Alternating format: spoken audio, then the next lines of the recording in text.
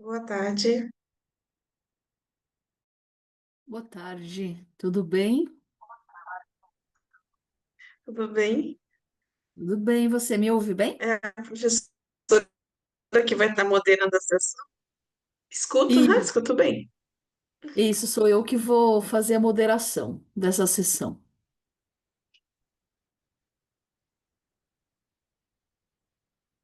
Eu tenho aula agora às 19 horas e a minha aluna aqui primeiro, Qual que é o estudo da sua aluna? o meu é do EAD. A do EAD, é que todos são do EAD. Qual que seria? Deixa eu ver aqui o título, calma aí. Eu acho que era para ser o último meu. Satisfação e evasão no ensino superior? Superior à distância. Não, impactos sociais do ensino superior à distância. Ah, tá bom. Impactos sociais. Mas eu acredito que dê tempo, viu? Porque a gente vai começar às 18, né? No segundo, né? Cada É o segundo, então Uhum. tá tranquilo, porque cada um tem 15 minutos de Tá, apresentação e precisa então. 5 minutos, né, de discussão. Então vai dar certinho, pode ficar tranquila, tá bom? Eu achei que era o último, agora que eu vi que ele tá como segundo. Ah, então não tem problema. É, ele tá como segundo. Para ela daí.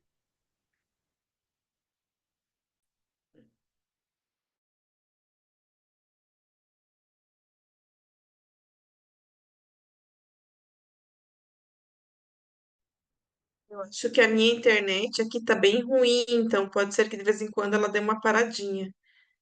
Eu observei que você tá dando umas pequenas travadas aí. No hotel, professora, tem uma ideia. Eu posso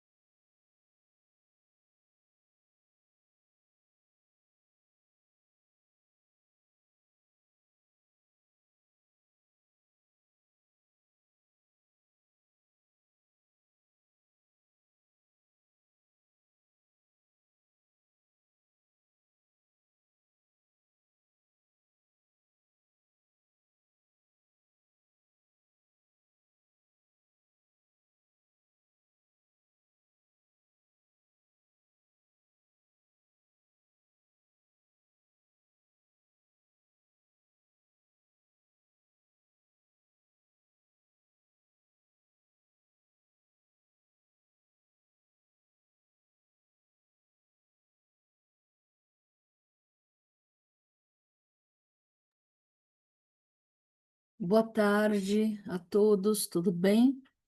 Vocês me ouvem bem? Sim, tô ouvindo. Ei, boa Todo mundo? tarde. Eu Boa sim, tarde. tranquilo. Maravilha. Obrigada aí pelo retorno.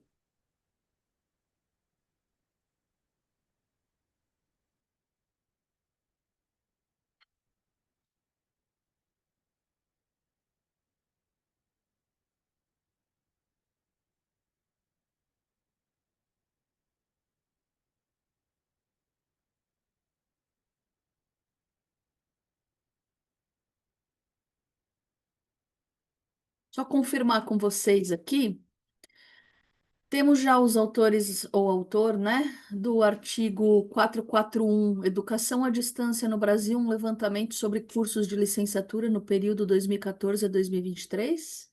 Sim, eu, a Roberta. Roberta, maravilha. O segundo nós temos aí, né, já impactos sociais do ensino superior à distância, já havia me apresentado, né? E o terceiro, Uncovering Business Process Management. Tem alguém presente para apresentação desse? Ei, sou eu. Ah, o Sérgio, tá bom. Isso. Maravilha. E por fim, o último trabalho, Satisfação e Evasão no Ensino Superior, revisão sistemática da literatura. Certo? Presente, que ideia. Então, todos presentes. Gente, eu só vou fazer um ajuste no meu fone aqui, que eu pluguei ele e ele não pegou. Calma aí. Agora vamos ver se eu consigo. Alô, alô? Alguém pode falar comigo? Só para eu ver se o meu fone está funcionando? Oi, é a Roberta. Ouviu? Fala mais um pouquinho aí, galera. É a Ei, Roberta. você tá me ouvindo? Ah, agora sim, Tá me agora sim. ouvindo? É que tô te Ah, então tá ouvindo. bom. Obrigada. Ajustes técnicos aqui, né, gente? Pessoal, então todos presentes. A gente vai começar, né, fazer a abertura da nossa sessão. Hoje a gente tem a sessão online da Sala 32. Bem-vindos todos, né? Meu nome é Maria Carolina, sou moderadora aqui da sessão. E a proposta é que a gente faça, cada autor tenha 15 minutos no máximo de apresentação, para a gente ter pelo menos 5 minutinhos aí para fazer um debate, né, em conjunto. E como a gente tem a duração de 1 hora e meia, 4 trabalhos, né? Então, a gente teria aí 15 minutos de apresentação, mais 5 minutos de discussão, a gente consegue fechar em 1 hora e meia, no máximo, a nossa sessão, tá bom? Então, vou pedir só uma atenção para vocês. Deixa eu dar uma olhadinha aqui. Ah, ok. Denise, já adianto meu pedido de desculpas. Claro, fica tranquila, Denise. Somos professoras, né? Eu vou sair da sessão aqui com vocês, vou pegar o carro correndo aqui na faculdade, que vou chegar uma atrasadinha para começar minha aula também, que eu dou aula à noite cheia hoje. Fica tranquila, tá bom? Solidarizo aí com você.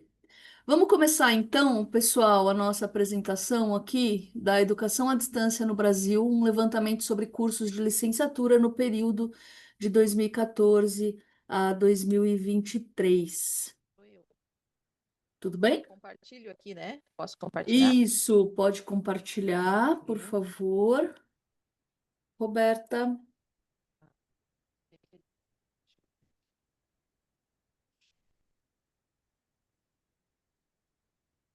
Estão vendo?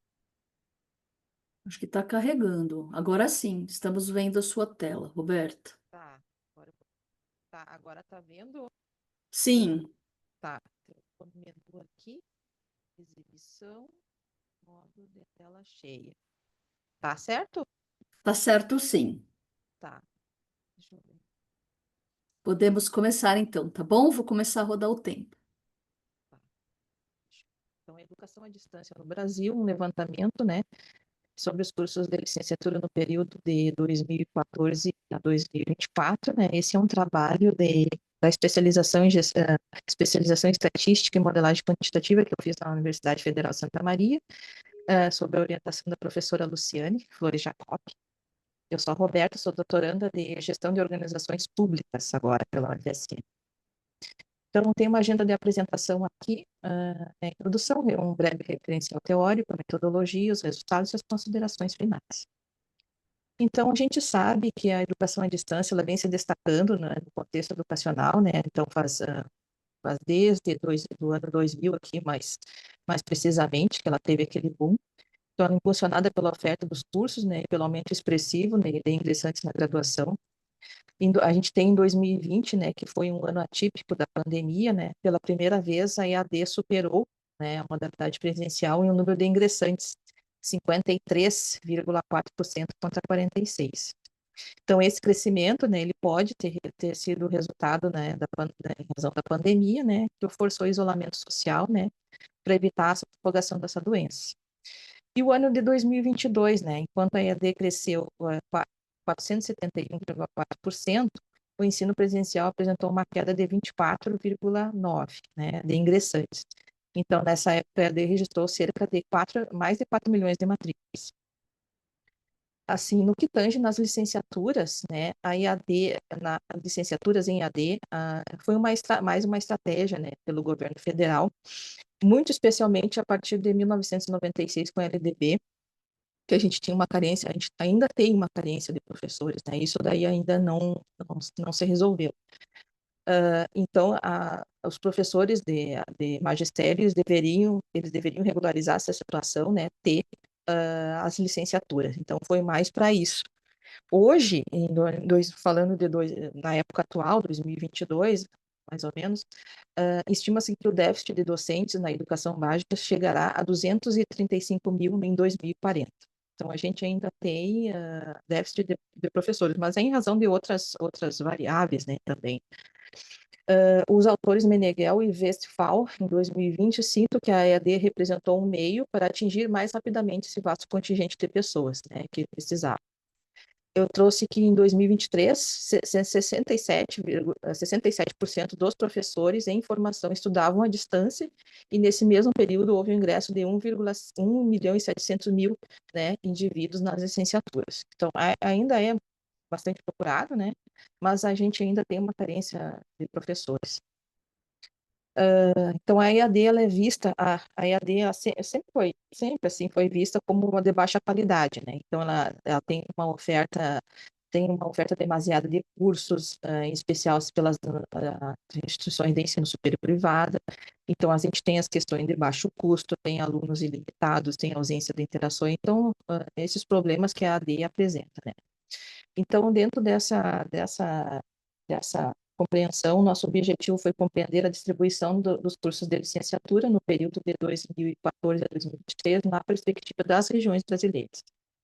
Então, a gente fez 3 objetivos, né, mais específicos, que analisaram o número de ingressantes, de matriculados e concluintes por sexo, faixa etária, né, e a raça, descrever as características dos cursos de licenciatura, e determinar a associação entre as regiões do Brasil, as variáveis qualitativas como rede, categoria administrativa, organização acadêmica, área detalhada dos cursos, nome dos cursos, né, e a gratuidade, se é sim ou não gratuito, ou sim ou não.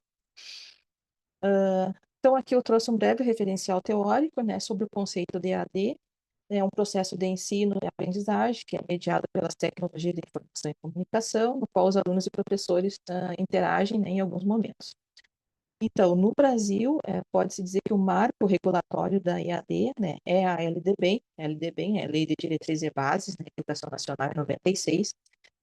Então, no artigo 80, ela está regulamentada mais incisivamente mais no artigo 80, né, que o poder público incentivará o desenvolvimento e a veiculação de programas de ensino à distância em todos os níveis e modalidades de ensino e educação continuada. Então, foi aí que ela ficou formalizada, né. Quanto à formação dos professores, né, a EAD ela tem seu maior incentivo dentro das instituições públicas, né, com o sistema UAB, o Sistema Universidade Aberta do Brasil, que ele foi regulamentado, né, pelo Decreto 5.800 de 2026, ainda é um programa em andamento, é uma política voltada para a expansão da EAD no ensino superior, com foco nessa formação inicial e continuada dos professores para a educação básica pública, além de promover a interiorização dos cursos de licenciatura, né, nas regiões, nas cidades do interior do Brasil. Quanto às instituições de ensino privadas, a oferta, ela, como a educação, ela é aberta, né, ao mercado, então essa oferta, ela tem muita oferta e a massificação desses cursos EAD, né, tem crescido, assim, vertiginosamente. Então, entre os anos de 2006 e 2008, o número dos cursos de graduação à distância nas instituições públicas, ela cresceu cerca de 106%, né, nesse período, enquanto no setor privado esse aumento foi de 2.360, segundo o Trevisol de Toledo, em 2023. Em 2018, as instituições privadas, né, respondiam por 84% dos cursos de graduação e por 92% das matrículas da EAD. Então, resumindo assim, então a gente tem as tensões entre o público e o privado, essas questões recorrentes sobre a qualidade na EAD, até a gente tinha o referencial de qualidade para a educação superior à distância, era uma recomendação, não era nem uma uma legalidade às instituições seguirem, e ele foi criado em 2003, né? E só foi atualizado em 2007. Eu não me lembro agora se ele caiu com o decreto e a portaria nova, isso eu ainda não pesquisei, mas provavelmente sim, porque agora a gente tem uma nova legislação aí em andamento, né? Então, a expansão dos mais diversos graus acadêmicos, né, além das licenciaturas, bacharelados, tecnólogos, né, e ainda a gente tem a possibilidade de um apagão de professores. A gente tem essa procura ainda massiva ainda nos cursos de licenciatura, mas a gente ainda tem a possibilidade de um apagão de professores, mas ainda é decorrente de outras como a carreira, né, o baixo salário, etc. Então, são outras variáveis que podem ser estudadas. A metodologia, então, desse trabalho, ela é puramente quantitativa, né? A população investigada, ela foi todos os cursos de licenciatura no período de 10 anos, né, 2014 a 2023. A coleta envolveu dados secundários disponíveis no portal do INEP, né, Instituto Nacional de Estudos e Pesquisas Educacionais Anísio Teixeira. Ela tem, a base de dados é uma base muito pesada, ela tem 581.393 observações, referentes a mais de 20 cursos de licenciatura. Esses cursos, mais de 20 cursos, porque tem uns que tinham poucos quantidade, então alguns foram agrupados, né? Alguns foram agrupados. As técnicas e estatísticas que a gente utilizou foi a descritiva, o teste não paramétrico de associação Q-quadrado, né, para verificar a significância das variáveis qualitativas, né, e depois a análise de correspondência. A técnica de análise de correspondência, ela foi realizada, né, tendo por variável principal as regiões brasileiras, né, norte, sul, sudeste, e as variáveis explicativas, como a rede, categoria administrativa, organização acadêmica, área detalhada do curso e o nome do curso e a gratuidade.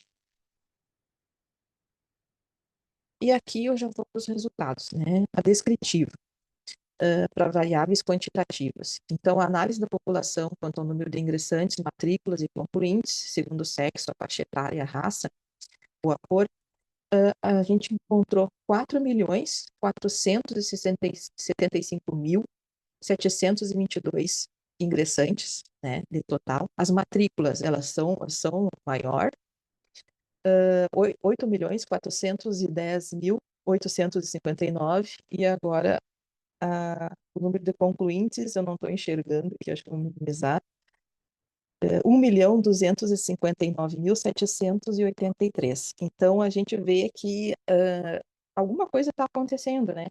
Porque, então, bastante matrícula, bastante ingressante, né? os ingressantes, ele é naquele momento, né? Naquela seleção. E as matrículas, elas decorrem elas são maiores porque elas estão sempre, são os matriculados e vão fazendo outras seleções e cada vez mais vão se matriculando e reingresso e outras coisas, né? Então, por isso que ele é um índice mais, quer dizer, maior, né? E o número de concluintes é muito pouco, né? Então, provavelmente tem uma grande evasão nesses cursos, né? Quanto à descritiva das variáveis quantitativas ainda, né?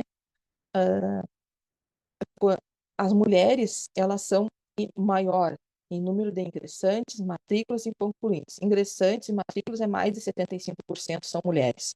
E os concluintes também, mais de 80%. Quanto à faixa etária, a gente tem uma situação meio equilibrada entre os ingressantes e os matriculados. Aquela faixa de 18 a 29 anos, por exemplo, de ingressantes, foi 44,8%, enquanto de matriculados, 39,7%. Agora, quem conclui mais são os mais velhos, ali, de 30 a 39 anos, 38,4%. Ainda nas variáveis quantitativas, né? Então, o vestibular, ele é o meio de ingresso mais procurado, né? Tem o Enem, outras seleções, outros tipos, né? Então, ele é o mais procurado, mais de 70%, né? Faz o vestibular. Entre os ingressantes, né, os brancos, eles representam 34,8% e os grupos do PPI, que é pretos, pardos, amarelos e indígenas, 33,8%. Então, esses percentuais, eles se mantiveram, assim, próximos também entre os matriculados e os concluintes, por exemplo, 35,9% de brancos e 36,1% de pretos, pardos, amarelos e indígenas, e os concluintes com 39,5% de brancos e 35,9% dos pretos, pardos, amarelos e indígenas. Então, significa que provavelmente em decorrência esse equilíbrio pode ser em decorrência das políticas, né, de ações afirmativas, né, ultimamente em, em vigor. Quanto à descritiva, né, das variáveis qualitativas e o teste de associação, né? Então, o teste de associação, o teste do pi quadrado, a gente faz para variáveis categóricas, né, variáveis nominais. Então, nós temos assim, as variáveis de resposta são as regiões geográficas, como tinha falado, e as variáveis explicativas, que é a rede, categorias administrativas, organização acadêmica e as outras, né? Então, por exemplo, a rede privada, ela se sobressai, eu coloquei em amarelo ali para grifar, 90, do total, 94,2%, né? É bastante, quem oferta os cursos EAD. A região que tem mais cursos, né, ela tem ali, ó, centro-oeste. Centro-oeste, por exemplo, tem 96,1% da rede privada, né? Quanto à categoria administrativa, a privada, né, então, com fins lucrativos, 79%, né? Quanto à organização acadêmica, o tipo é a universidade que se sobressai, seguido pelos centros universitários, né? Quanto à área detalhada do curso, então a gente tem a formação de professores em áreas específicas, exceto letras, né? Juntando tudo, deu 60,6%, né? Que é química, física, biologia, história. Quanto ao tipo o nome do curso, né? A pedagogia, ela é mais, é uma área é uma formação sem áreas específicas, como a educação especial, a educação do campo, e a formação pedagógica. A pedagogia é mais procurada, né? 16,4%. E a gratuidade, né? 94,6% não são gratuitos, né? Só um pouquinho. Teste de associação, voltando um pouquinho. Então, foi todos, o valor deu significativo, então mostrando que tem uma significância, né? Com a associação entre as variáveis explicativas e a variável de resposta, né? Deixa eu ver. A descritiva das variáveis qualitativas do teste de associação. Então, em relação aos cursos, né, evidenciou que as regiões com maiores ofertas de licenciatura, né, foram o Sudeste, com 40,6%, o Sul, 21,8%, e o Nordeste, com 20,1%, que juntas correspondem a 82,5%. Então, o teste de associação aqui quadrado ele foi significativo para todos os grupos, né, em relação às 5 regiões brasileiras. Então, partindo para o teste de associação, feito isso, a gente passa para a análise de correspondência que foi permitido fazer.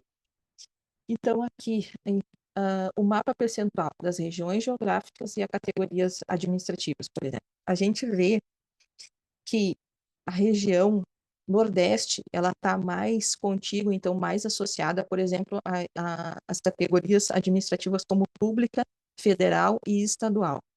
Ali naquelas regiões ali, ó, o Sudeste está mais associado ali com a privada sem fins lucrativos, e é especial ali, um pouquinho mais para lá, do lado direito, né? Então, ali também, a Sudeste também, e a Centro-Oeste, a Sul e a Norte, elas estão ali no eixo ali, mais associada com as privadas com fins lucrativos. O outro mapa é o mapa Com perceptual. licença, professora, desculpa atrapalhar. Só para avisar com relação ao tempo, tá certo? Esgotou, mas a senhora pode finalizar, tem alguns minutinhos. Ah, e agora? Posso finalizar? Pode, pode sim, pode Tá. sim.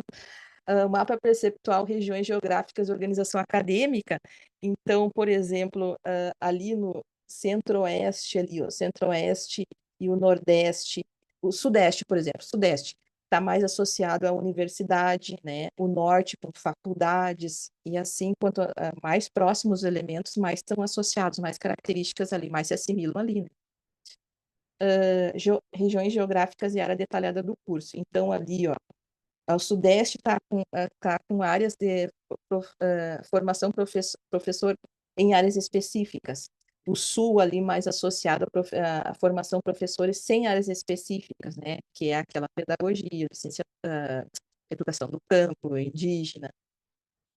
E aqui os cursos, né, como a análise de correspondência, eu tenho um limite para a gente colocar um número de elementos, né?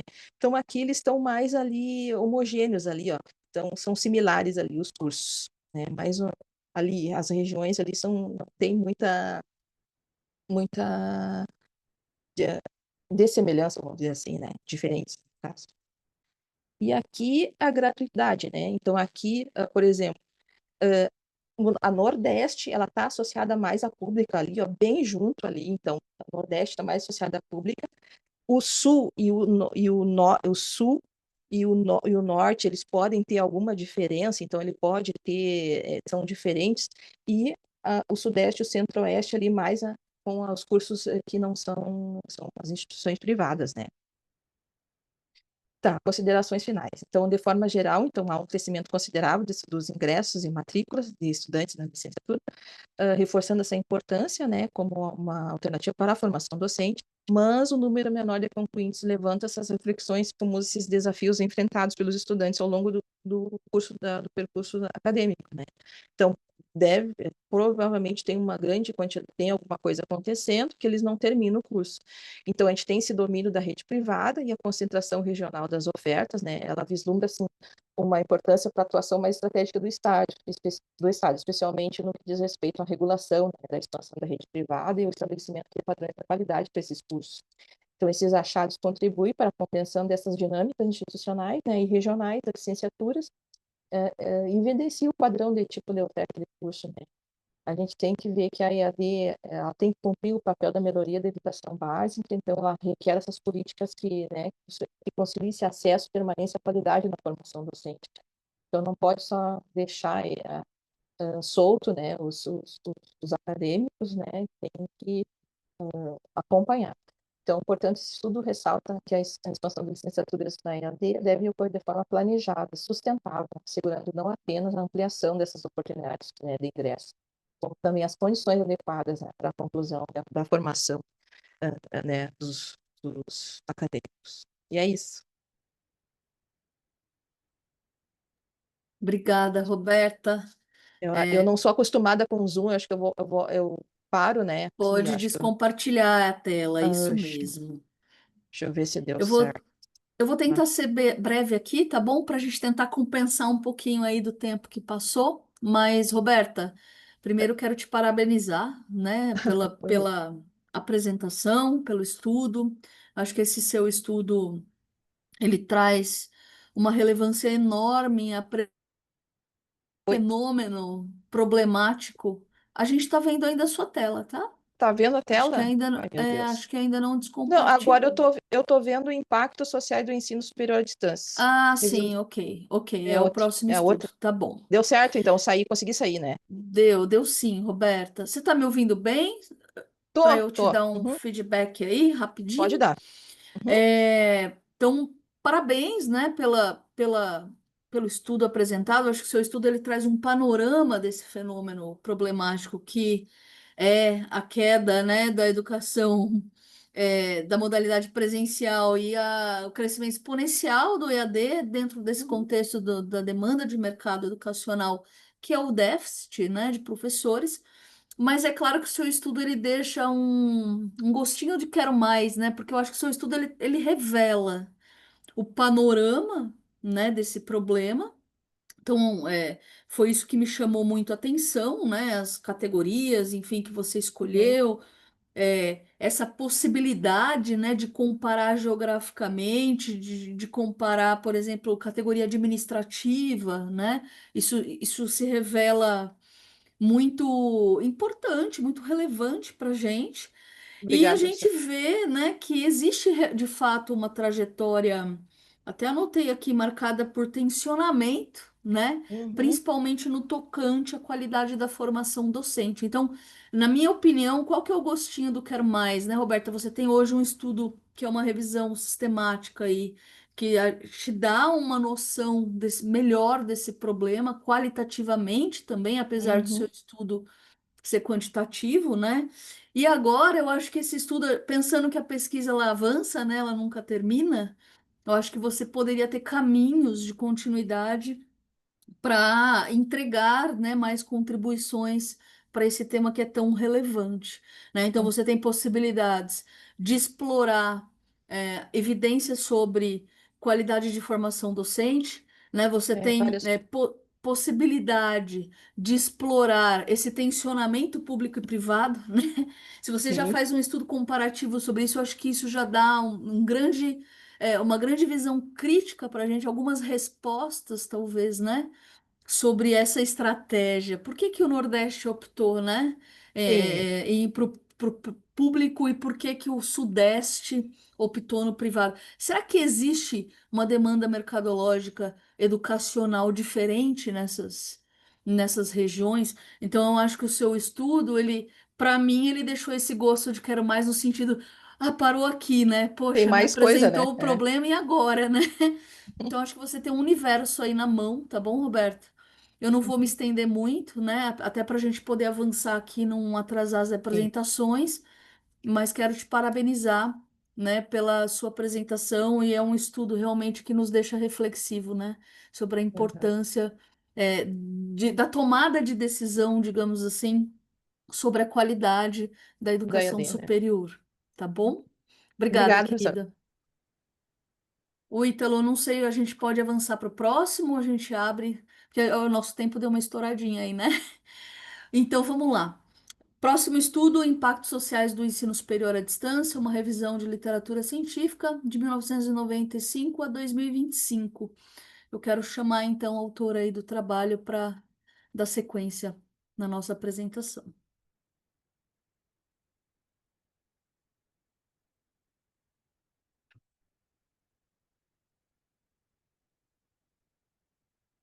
Oi? Quem que é aqui o autor? É a Denise? É Denise? O seu microfone está desligado, tá? Isso, agora ativou. Ah, não está vendo a minha tela, né, prof? Eu tô vendo, a gente está vendo que você já compartilhou sim a tela do estudo. É que eu tô vendo uma outra tela aqui, por isso que eu tava. Tá. Entendi. Eu também tô vendo outra tela. Não sei se é só eu também. Tô vendo só a tela do Zoom. É, Eu tava vendo agora a tela dela, o Agora artigo dela. sumiu. É, Agora tô vendo o rosto dela. agora entrou de novo, ó. Para mim ah, já obrigada. carregou, tá bom? Então, boa noite, Boa professores, noite. pesquisadores. É um prazer estar aqui apresentando o trabalho dos meus alunos de iniciação científica. Esse trabalho foi feito com alunos de ADM, Economia e Ciências Contábeis, numa instituição de EAD privada, né, no Centro Universitário Uninter Internacional, enquanto eu ainda estava lecionando lá. Então, é dos nossos alunos do EAD, de uma instituição privada que está trabalhando está fazendo esse trabalho. Então, a nossa pesquisa ela foi desenvolvida, só um minutinho aqui. A nossa pesquisa ela foi desenvolvida, foi uma pesquisa, uma revisão sistemática, tá? Os alunos selecionaram as últimas 3 décadas do ensino à distância, em razão do novo marco regulatório que nós tivemos agora em 2025. Então, eles startaram como ideia de pesquisa. Então, eles consideraram que nas últimas 3 décadas a educação à distância ela vem se consolidando como uma das principais modalidades do ensino superior brasileiro.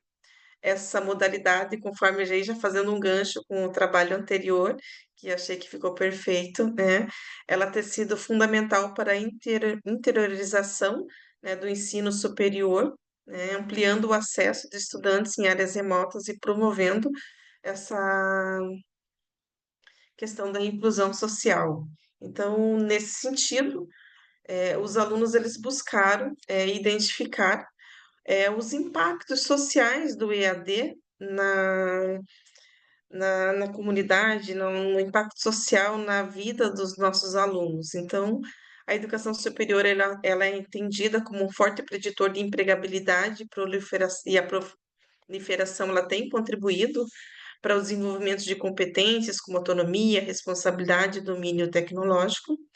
E para além disso, né, apesar dessa expansão, ainda existe muitos desafios estruturais em relação a altas taxas de evasão, que também foi observada na pesquisa anterior, um suporte institucional limitado e desigualdades digitais, desigualdades tecnológicas, nesse caso, que no Brasil não existe uma equidade, embora quem mora nos grandes centros tenha uma maior acessibilidade aos recursos digitais, nos extremos nós temos uma dificuldade bem significativa.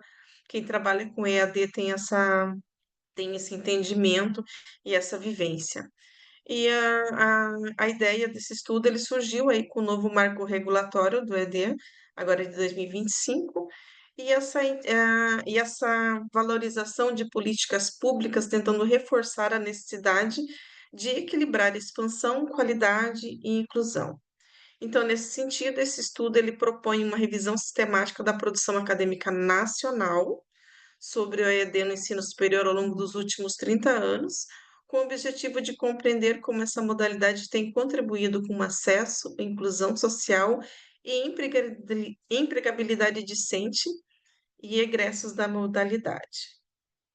Então, o problema de pesquisa proposto foi: quais são os impactos sociais documentados na literatura científica sobre a EAD no Brasil, no que tange acesso, inclusão e empregabilidade? O objetivo dessa análise consiste em investigar as pesquisas que abordam o EAD e os dados mensuráveis relacionados a essas 3 dimensões. Para isso, então, foi desenvolvida uma revisão sistemática da literatura nacional. Os alunos acessaram o portal do CAPES, então, buscando pesquisas no nosso idioma, em português brasileiro, e as publicações nacionais. Então, esse foi o critério que eles utilizaram. As pesquisas elas foram selecionadas de 1995 a 2025, então tudo que estava disponível nesse período foram analisados.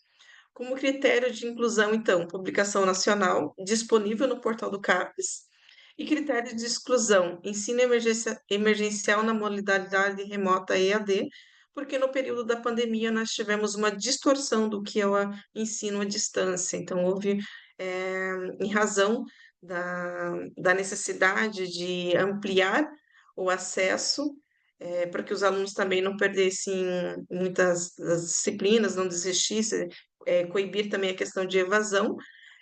A modalidade ela foi aplicada de uma forma incorreta, sem as metodologias que geralmente são aplicadas no ensino à distância, principalmente por instituições privadas que investem em diversos tipos de metodologias e tecnologias para suportar essa modalidade do ensino à distância.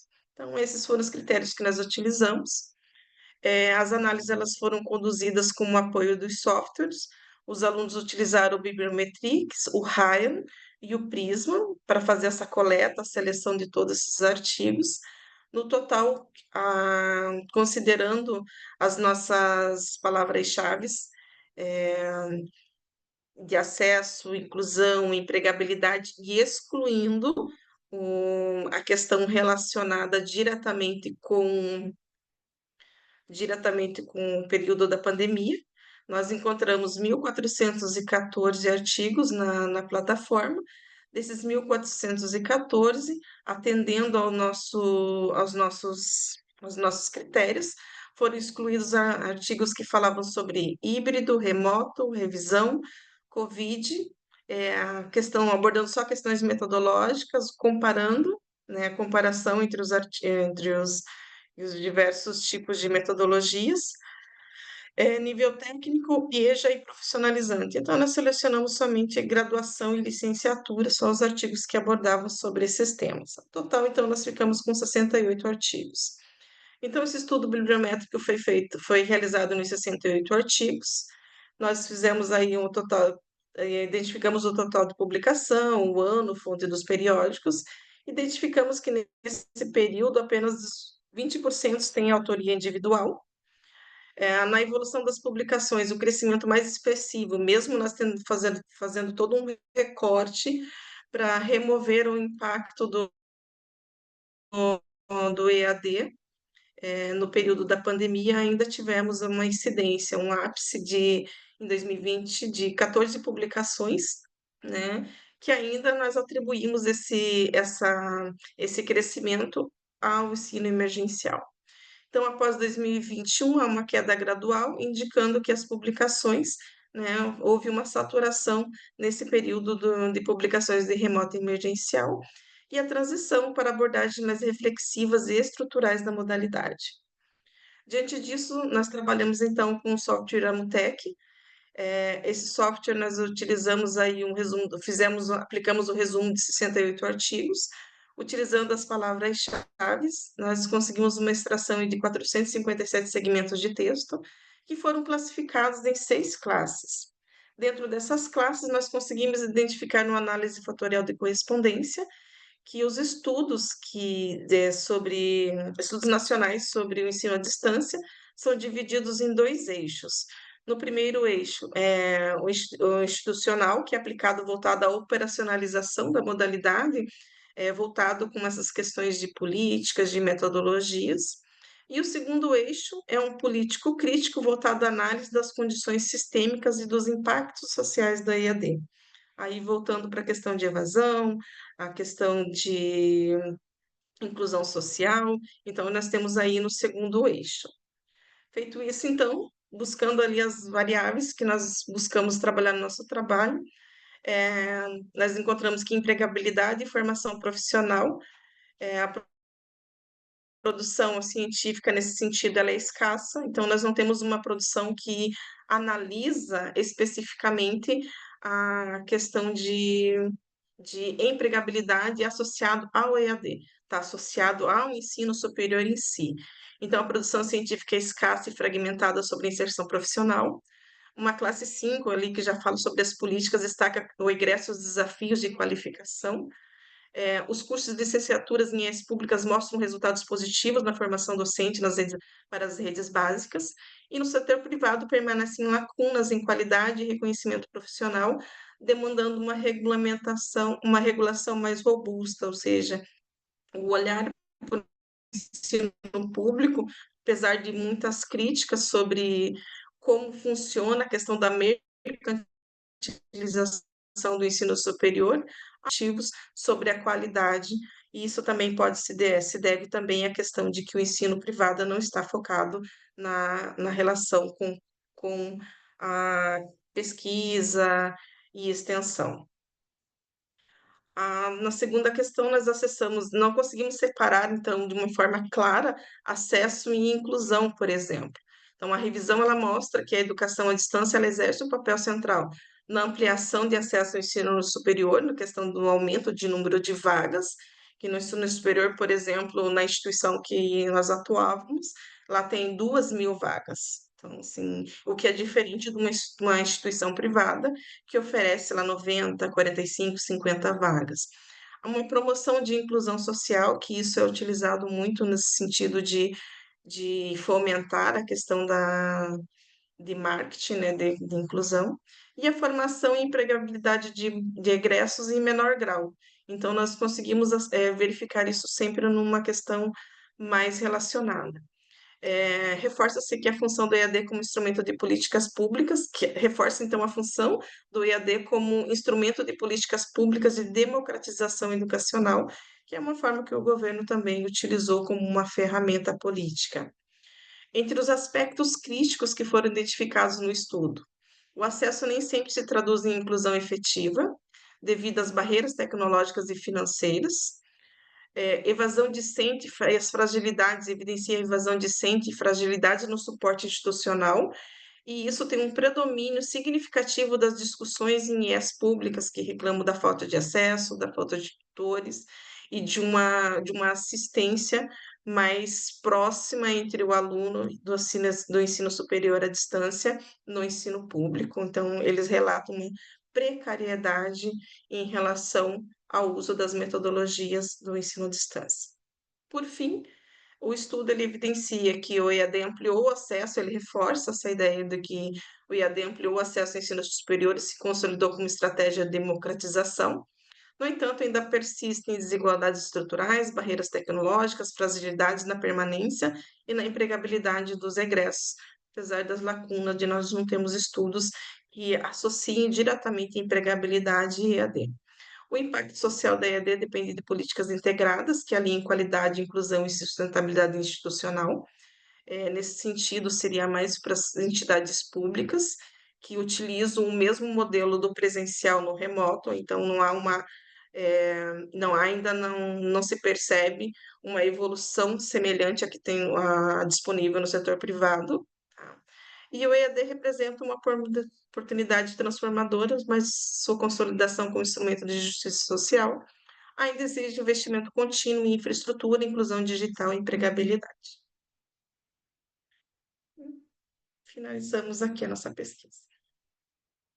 Obrigada, Denise, pela sua apresentação, né? Muito esclarecedora. E também o seu estudo traz aí, revela para a gente achados, né? Muito importantes. Eu até anotei alguns aqui que eu acho que são elementos, né, Denise? Para se pensar, eu acho que a revisão sistemática de literatura, como eu disse na apresentação da Roberta, ela traz um panorama, né? Ela revela um problema mais estruturado e no caso aqui do EAD, que você faz aí um recorte na pesquisa para categorias de acesso, inclusão e empregabilidade, eu acho que ficou muito bem explicado, eu acho que a parte metodológica do estudo está bem explicada, ficou claro aqui para o leitor quando eu li, né? Até todo o trabalho que vocês tiveram para desenhar aquele fluxograma Prisma, né? Existe realmente um protocolo muito bem elaborado para essa análise, né? Fatorial ao final sair. E o que me chama atenção na discussão dos resultados, primeiro, você traz as questões das fragilidades estruturais, né? Então, tanto tecnológicas quanto de apoio pedagógico, quanto de estratégia de acompanhamento dos estudantes, né? Que são as amarrações que você faz na categoria. Então, acho que aí, Denise, pensando em pesquisas futuras, é um elemento a ser explorado, né? Então, quais seriam as tecnologias, né? Eu acho que aí traria um elemento mais de profundidade na discussão, né? Por que que o apoio pedagógico, quais são as evidências, né? de que no EAD existe essa fragilidade. E como é que isso se comporta, né, no setor público e no setor privado? Porque a gente observa no seu achado, né, que o setor público e privado eles têm características completamente diferentes, né?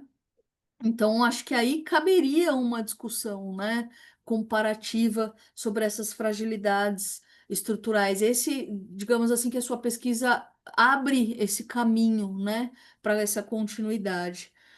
E estratégia de acompanhamento de estudante, né? Porque hoje eu acho que a grande questão no EAD que se questiona também, além da evasão, claro, é o engajamento do estudante. Como você engajar um estudante no EAD, né? Então, isso não é uma discussão simples, é uma discussão muito complexa, né? E digamos que o fechamento disso tudo, né, que me chama muito a atenção no seu estudo, é a assimetria, né, desse discurso de inclusão. E aí, Denise, para mim, eu acho que aí está a cereja do bolo, sabe, no fechamento crítico do seu trabalho, né? Porque um discurso inclusivo que nem sempre se traduz, isso está no seu texto, né? Essa efetiva mobilidade social, opa, aqui é o momento de sentar e refletir, né? Será que essas políticas são mesmo efetivas? E talvez por isso, por essa razão, claro, é que a gente está tendo uma nova legislação aí, né? A ser tratada para trazer a questão do rigor científico, do rigor acadêmico, da qualidade na formação, né, desses estudantes porque com certeza a gente tentando resolver, né, um impacto aqui do déficit de professor, mas não fazendo o trabalho da jornada, do processo, você vai entregar na ponta lá novos problemas, né? Então, eu tenho um pouco dessa impressão nesses estudos que eu tenho lido, né? Esses dois estudos aí, de que as preocupações realmente com a qualidade na formação, elas precisam ser mais efetivas, né? E consideradas quando sai uma lei, quando sai uma política, quando sai, né? As possibilidades mercadológicas, porque o mercado ele não vai resolver isso, né? Eu acho que esse para mim foi o grande achado do seu estudo, então parabéns, né? Eu acho que tem muitos caminhos aí para você seguir também nessa pesquisa que poderiam contribuir, né, para gestores universitários, para todos, digamos assim, stakeholders, né, que participam desse processo e são partes interessadas e governo também, né, nessas regulações novas que o EAD necessita. Tá mais do que gritante isso nos estudos. Obrigada, Denise. Se alguém quiser complementar a gente também, fiquem à vontade. Tranquilo? Podemos seguir então, pessoal? Então vamos lá, vamos para o terceiro trabalho, que eu acho que é o trabalho 216, Uncovering Business Process Management, que nós temos aqui, acho que é o Sérgio, né? Que é o autor, Sérgio. Fique à vontade em fazer a sua apresentação. E vocês conseguem me ouvir? Sim, estamos te ouvindo, Bem? também vejo a tela. Ah, então tá bom. Bem, pessoal, A deixa tela não deixa aparece, não está aparecendo para mim aqui. Eu Isso, tô nem com a para tela mim. trancada faz algum É, tempo. Aqui tá tudo eu acho que é certinho. porque está carregando para vocês, tá, pessoal? Porque às vezes, dependendo da sua conexão, ele demora mais alguns minutinhos para carregar. Pra- Mas para mim, por exemplo, já aparece a apresentação Sim, dele, tá? tudo Pela certinho minha aqui também. conexão. eu acho que os colegas estão falando. É desde a passada que vocês não conseguem ver? Que Isso, eu também desde a não passada. conseguia. Parece que tem uma tela lá em cima aberta da primeira apresentadora. E aí eu tive que sair e entrar. Quando eu saí e entrei, atualizou. Para mim foi para outra tela, mas essa tela da primeira ainda está aberta. Eu não sei se é isso que acontece com vocês, mas comigo, assim, agora eu estou vendo a minha tela, beleza, mas eu tive que sair e entrar de novo. Não sei se para vocês que não está aparecendo se é isso. Para mim não aparece, mas o Ítalo, não sei se dá para você ver isso tecnicamente, não sei. Talvez seja a forma a modalidade de apresentação, né? A da Roberta é como se ainda estivesse apresentando. É? Tá Aparece para aparecendo. você também? A de, a- É, A de vocês é isso? Fala aí, porque a minha foi isso. Oi, Tá A da na Roberta tela, é como tá? se tá ela ficasse lá comigo? em Deixa eu ver. cima. Isso, Isso. isso. Tá Deixa eu até ver. tá espelhando agora o e-mail. Teu e-mail, Tá e-mail, isso. meu Isso. e-mail? É? A Meu tela, e-mail? isso. A tela do Como é seu que e-mail. Acho que co- tava um Word e como agora é, tá a tela do como é e-mail. que eu saio daqui? Porque eu não sou acostumada com o Zoom. Não Hum, sei. deixa eu ver. Aí é que tá. Será que se Tenta, faz você assim, ó, for lá tenta no sair da share e sala e entra sair? Não. novamente, né? Tá, É, vou pode ser. fechar tudo então. Vou fechar tudo e vou entrar Boa. de novo. Tá, vou fechar tudo.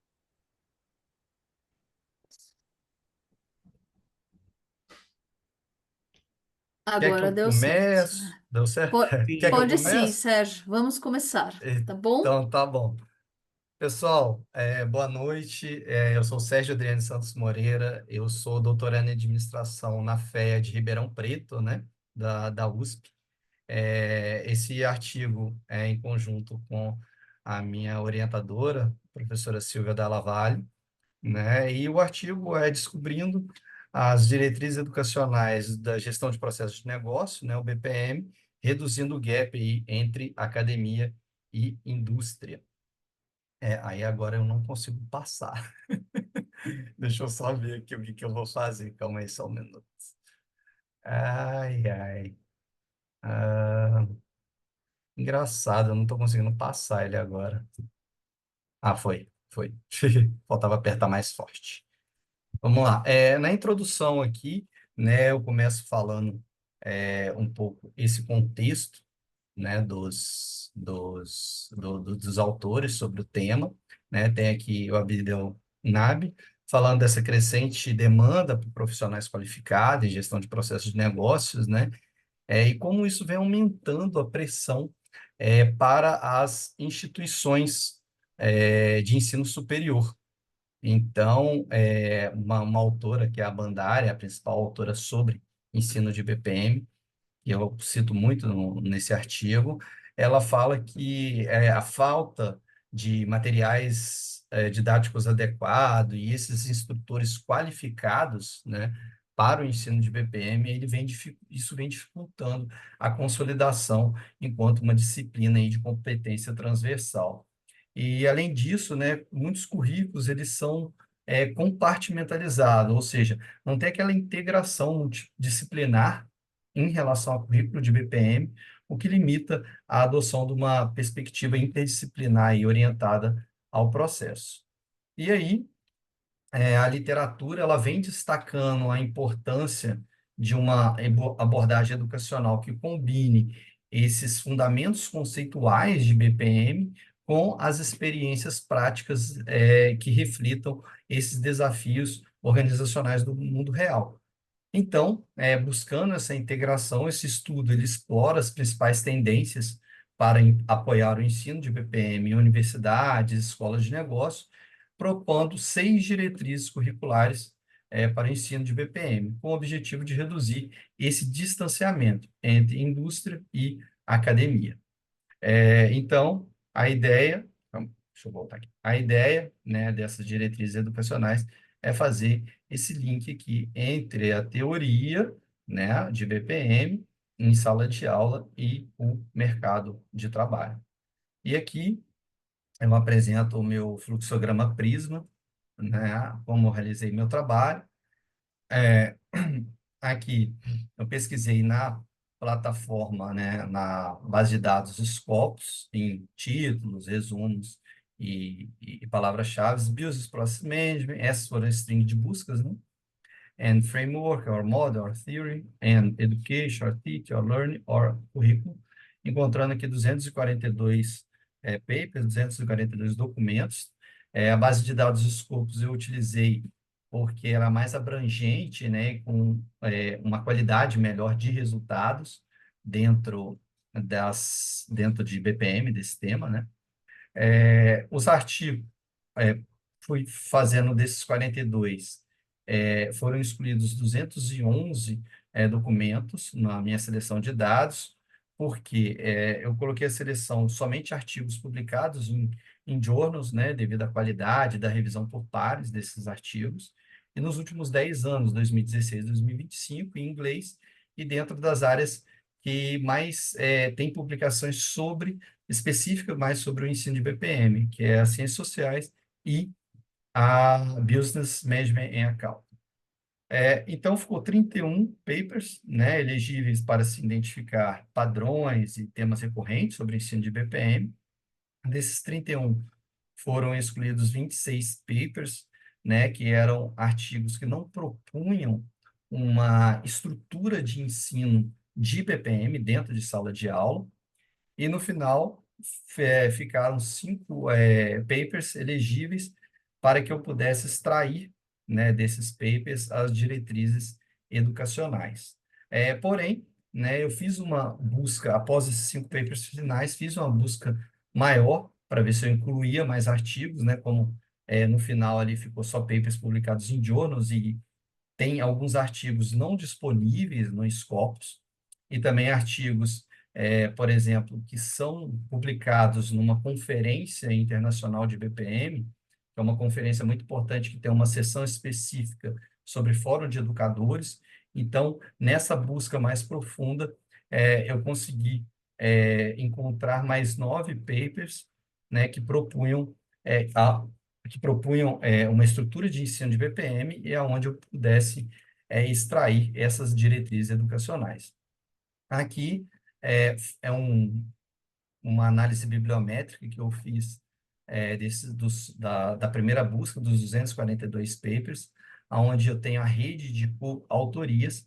Cada rede dessa é representada por uma cor, e aonde tem as bolinhas maiores, né, aqui geralmente é o líder de cada temática, cada subtema de ensino de BPM dentro dessa área. Então, cada um representa o líder da subtemática dessa nossa temática principal, né? E cada um desses clusters, eles discutem alguns desses subtemas. Eu aqui, para, né, resumir na apresentação, no trabalho, eu faço essa discussão mais detalhada, né? E, por fim, eu faço uma conclusão falando desses 6 clusters que eles convergem no tema principal, sempre integração de elementos práticos, né, do BPM em sala de aula, nos currículos, que com os desafios organizacionais do mundo real. Então, sempre tentando fazer essa integração. E a ênfase desses clusters, geralmente, tem uma abordagem multidisciplinar, combinando alguns estudos de caso, alguns casos práticos, né? E até problema baseado aprendizagem baseada em problema, que eu vou falar mais para frente, né? Contudo, a complexidade do BPM nesse mundo real, porque nós vivemos um mundo dinâmico, onde a gente tem guerras, tem problemas com questões de pandemia, então você muda a dinâmica um pouco. Então, para fazer a gestão de processos de negócio, você precisa mudar um pouco a sua prática do dia a dia e isso afeta também o ensino.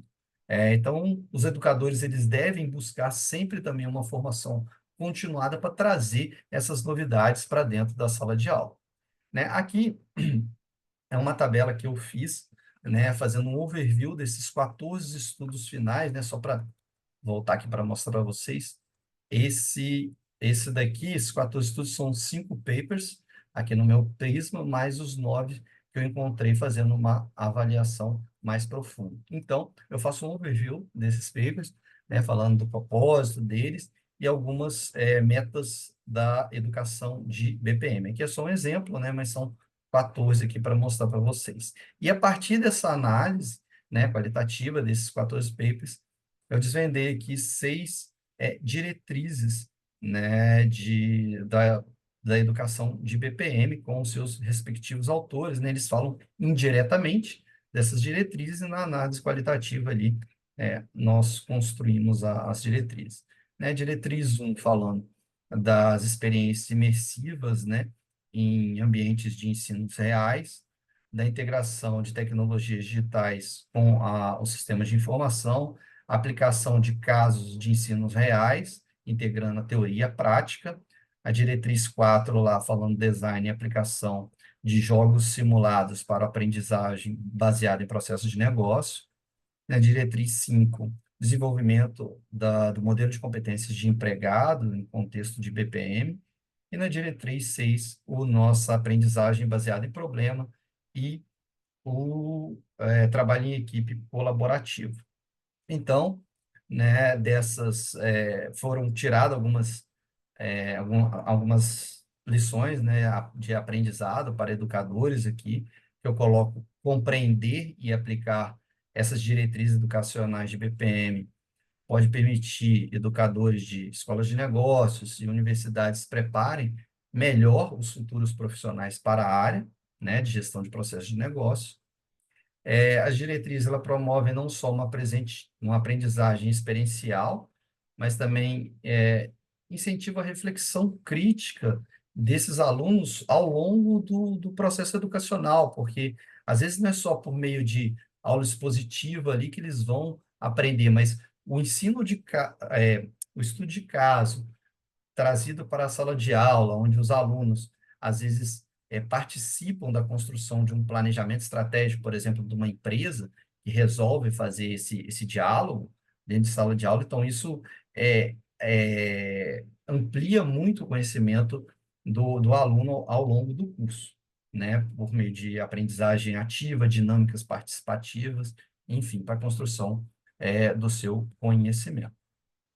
Nas considerações finais, falando especificamente, primeiramente, do mapeamento bibliométrico, esses 6 clusters de pesquisa identificados revelam, né, esse foco da integração entre elementos práticos no currículo, sempre trazendo o aluno mais para a vivência real do dia a dia, da dinâmica de mercado, por meio dessa abordagem multidisciplinar, né, combinando vários elementos aí do processo de ensino-aprendizagem.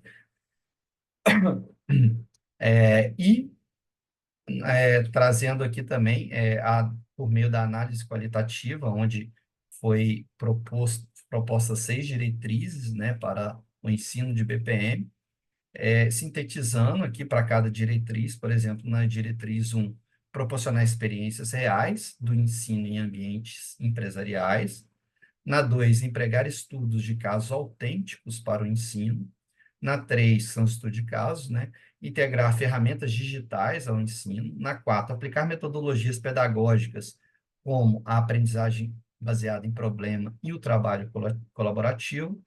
Na 5, utilizar jogos digitais simulados em sala de aula. E 6, desenvolver modelos de competência alinhados aos papéis de BPM, né? Entendendo aí competências que os futuros profissionais de BPMs precisarão ter para atuar no mercado. E as principais contribuições, né, dentre as principais contribuições, né, eu destaco aqui uma contribuição para a sociedade dessa pesquisa contribuindo para a comunidade de educadores de BPM, ao mapear e analisar esses clusters, né, que destacam os desafios e oportunidades da evolução de ensino, com a discussão ali dos autores, e para a gestão, né, dessa pesquisa, oferecendo uma contribuição gerencial para apoiar a melhoria curricular em universidade e escolas de negócio por meio de diretrizes práticas, que foram essas, né, diretrizes práticas de BPMs que visam capacitar futuros profissionais para atender a esse dinamismo de mercado. Aqui são algumas das referências que eu utilizei, principalmente focando em Bandara, que é a principal autora mundial aí sobre o tema, e algumas referências do Fórum de Educadores. E fica meu muito obrigado. Eu não tenho ideia de quanto tempo eu gastei.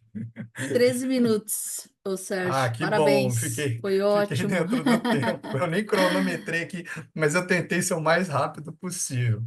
Não, muito bom. Parabéns, viu? Sérgio, Deixa eu... olha, o seu estudo também é um estudo muito precioso, né?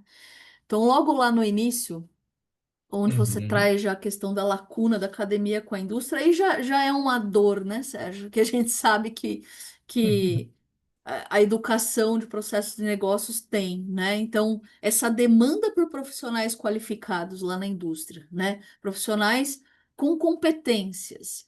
Então, isso vai exigir, né, das universidades, da educação uhum, superior, um novo olhar, né, para esses métodos de ensino-aprendizagem. O que que acontece? O seu texto ele já traz ali o fator determinante do problema, o cerne que a gente está discutindo aqui nos outros trabalhos, que é o problema na qualidade da formação docente, ele está revelado aqui quando você fala, né? Olha, método, as faculdades, né, os cursos ainda de processo de negócio ainda trazem predominantemente metodologias tradicionais de ensino, né?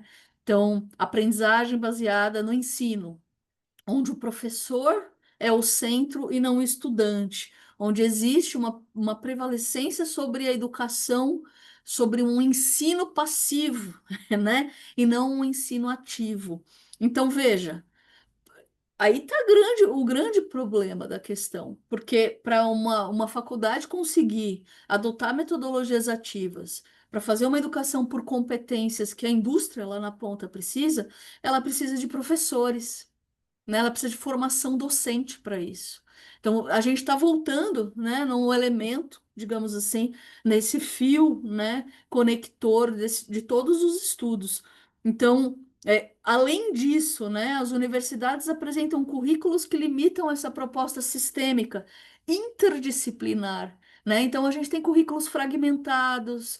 As faculdades hoje dividem, né, esse currículo por disciplinas, é disciplinar, sendo que os problemas do século XXI são transdisciplinares, então a gente tem pouca, digamos assim, é, competência, eu acho que eu posso falar isso, né? Capacidade acadêmica também na educação superior, nas universidades. Então, a crise é muito maior, né? Essa lacuna da academia e indústria ela é muito maior do que só não entregar um profissional competente, né? Ela tem camadas, né, gente, ali que merecem discussões. E o seu trabalho bibliométrico ele é muito precioso, né? A revisão sistemática ela é preciosa, traz insights incríveis sobre, né, naquele seu cluster lá. Então, necessidade de ambientes de aprendizagem adaptativos, precisa de formação docente. Vamos refletir, né? Currículos que fomentem habilidades analíticas de adaptação, precisa de metodologias não tradicionais de ensino, né? Desafios cognitivos relacionados à aprendizagem e à modelagem de processo, habilidade analítica, né? Precisa de uma educação básica sustentada, de um ensino de matemática, analítico, que a gente sabe que é o grande problema hoje da educação básica, né? Formatos de aprendizagem experiencial. Eu preciso de um docente experiente. O que que as universidades às vezes fazem para colocar um remedinho ali nessa dor, né? Eu trago alguém de mercado, ele não é professor, ele é experiente na indústria, ele sabe dos processos, mas ele não tem competência docente. Então, continua o problema, né? E como também o outro lado, eu trago só um acadêmico, né? Que tem habilidades científicas maravilhosas, competente. Ele também não tem a ponta da prática do mercado. Então, eu acho que o seu estudo, o Sérgio, ele é uma massa de um bolo muito bom, né? Para se ter caminhos de discussão crítica e para você apresentar de fato essa contribuição para a sociedade na visão crítica. Eu acho que quando você apresenta ali, né, a importância desse diálogo contínuo da academia e indústria, com foco na empregabilidade, né? Eu acho que tem elementos que você poderia trazer na sua consideração final, né, nas suas conclusões ali, considerações finais, bem críticos, né, para a própria universidade, né, que precisa repensar o seu papel, né, também como formadora, docente. Né? Porque a gente fica muito com o eixo, a gente tem que formar profissional, olhar para o estudante, mas a gente esquece, né, de falar sobre a competência, acadêmica e na formação docente, porque isso é a origem, né, digamos assim, digamos, a gente pode falar que é um fator determinante, né, para que métodos ativos não funcionem, né, para que um currículo interdisciplinar não possa ser rodado dentro da sala de aula, porque o próprio professor não tem esse conhecimento, né, do que é interdisciplinaridade, transdisciplinaridade, como é que você trabalha temas transversais em todos os eixos de conhecimento, né? Então, a gente ainda está esbarrando, né? Eu não sei se vocês têm essa visão, mas a gente esbarra ainda em problemas estruturais da educação. E o seu estudo ele revela esse problema, né? Ele revela muito bem. E quando você se propõe a entregar diretrizes para a educação, você está ali provocando, né? Você está provocando todo mundo. Eu acho que é essa que é a grande contribuição do seu trabalho. Provoca mais, viu, Sérgio? Porque eu acho que a academia está precisando disso. E muito de pesquisadores como você que vai realmente mexer ali naquele carocinho que está incomodando. Parabéns, viu? Eu adorei ler o seu trabalho. Parabéns. Obrigado, professora. Dava para discutir mais coisa dos clusters aqui, mas tem que resumir, né, para Dava. caber em 15 minutos. É, No trabalho eu fiz, mas aqui eu só fiz um apanhado mais geral mesmo. Mas o obrigado tempo, ele pelas é o nosso considerações. limitador, né? Em tudo, na pesquisa. Eu lembro quando eu fiz meu doutorado, o que acaba não é pesquisa, o que acaba com a gente é o tempo. Mas Verdade. a gente tem grandes oportunidades aí, a sua pesquisa traz um campo, um universo, né, de outras pesquisas que podem ser desdobradas a partir desses problemas. Parabéns mesmo, Obrigado viu? pelas sugestões, comentários aí. Muito bom. Bom, vamos então para o nosso. Alguém quer fazer alguma contribuição, gente? Acho que a gente tem um tempinho, porque tem só mais um trabalho, né? Por favor, fiquem à vontade se alguém quiser trazer, né, mais visões. Eu estou bem emocionada com as apresentações, porque realmente são estudos muito provocativos, né, gente? E eu acho que o Brasil está precisando disso no momento aí que a gente vive da nossa educação. Então Gostaria de vamos fazer uma para o nosso. pergunta breve para o Claro, Sérgio, que claro. é a seguinte, como ele falou ali do trabalho dele, eu queria que, nem é sobre o trabalho, mas o que ele pensa, quais que seriam as principais, assim, as principais barreiras para implementar essa metodologia, né, que tu traz ali, principalmente eu anotei aqui, no que fala sobre experiências em ambientes reais de negócio, integração de ferramentas digitais. Qual é que tu pensa a barreira estrutural, a barreira humana da formação profissional? O que que tu pensa que seriam as principais barreiras para implementar um sistema desse? Então, quando eu tive, né, até a minha professora, ela é específica da área de BPM, né, minha orientadora. Então, o que ela fez que ajudou um pouco a gente foi assim mostrar os problemas, por exemplo, de mini empresa, microempresa, vamos colocar, né? Aí ela trazia o próprio o CEO, digamos, né? O funcionário lá da empresa, ou o próprio dono, porque microempresa geralmente, né, pequena. E aí ele colocava algumas coisas e a gente ficava debatendo. Aí abria lá o processo dele, nossa, coisas gigantescas. E a gente ficava debatendo, tentando trazer um pouco de teoria para a prática dele. E ele, né, em contrapartida com a gente, assim, trazendo quais eram os desafios. E, assim, tem muita coisa que a gente discute na teoria ali, que o cara fala, né? Aí, o bom do empreendedor é isso, ele fala rasgado, fala, ó, isso daí não funciona, não adianta. Então, não adianta, isso daí é muito teórico e tudo. Mas, então, aí, essa é uma questão boa, mas a professora colocou aqui que, para mim também, é um grande desafio a formação, porque como é que Sim. nós vamos formar o conteúdo, assim, eu sou professor do Instituto Federal aqui do Espírito Santo, né? O IF do Espírito Santo. Então, assim, a minha é mais a formação da educação básica, mas eu também dou aula para graduação e curso técnico. Só que, assim, às vezes a minha formação ela é muito acadêmica, né? Então, eu precisaria talvez de uma imersão maior, na parte prática para trazer essas questões de gestão, que é a minha área, né? A área que eu dou aula. Então, assim, eu acho muito difícil. É a mesma questão da formação dos professores para trazer os elementos hoje de ferramentas digitais. Por exemplo, a gente dá aula, os meninos sabem mais de ferramentas digitais que a gente. Então, assim, né, eu É. falo meninos que eu dou aula para pessoas muito jovens, né, meninos de 15, 16 anos.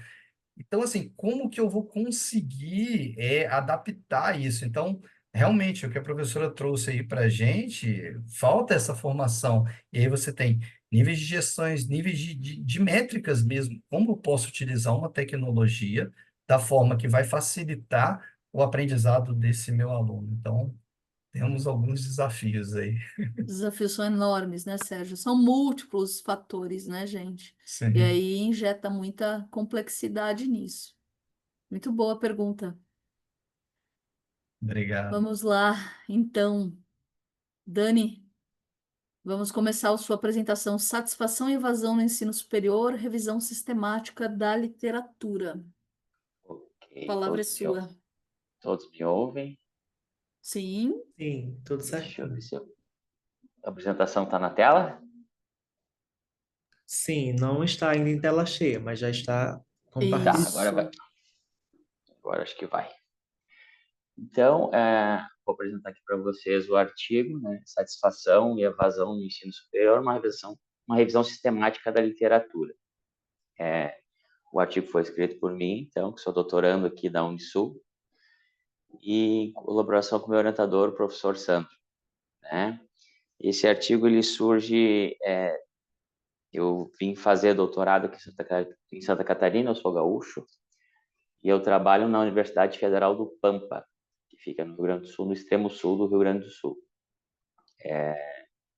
Como o mestrado eu já havia parado por 10 anos de estudar, meu mestrado concluí em 2013, conversando com o professor Sandro, a gente resolveu fazer um primeiro levantamento para ter como base, assim, para aquilo que ia ser o tema da minha tese, né? Então, vou trabalhar com a evasão no ensino superior, que é uma preocupação muito grande hoje das instituições de ensino, públicas e privadas, né? Mas na pública a gente sabe que a preocupação é maior porque a gente está lidando com um recurso que ele é extremamente valioso, né? Que é o recurso público.